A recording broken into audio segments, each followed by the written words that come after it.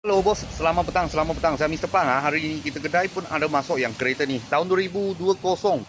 Berdua Myvi 1.5 Advance paling high spec. Okey, Advance punya spec. Okey.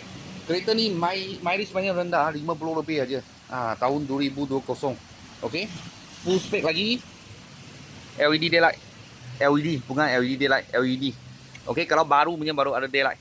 Okey, spotlight. Okey, ini 480 gearbox lah. 480 gearbox kereta ni. 2 VTI engine, dalam semua original. Aircon pun beku sejuk. Okey, monet original lagi. Kereta baru. Okey, gam original. Okey, dia punya depan maintenance pun cantik. Okey, harga jual 39,800. Kalau nak buat loan lembing bulanan starting dari 500 lebih aja boleh dapat yang kereta ni. Okey, kita tengok dalam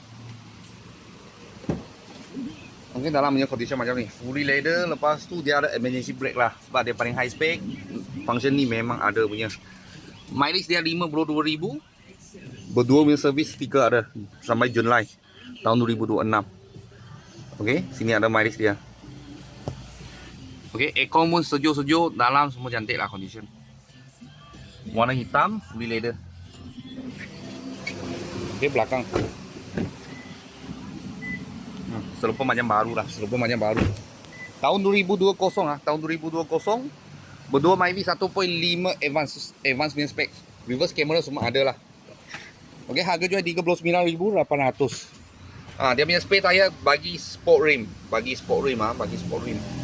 Okey, semua original punya condition. Okey, boleh nampak klik sini semua ori.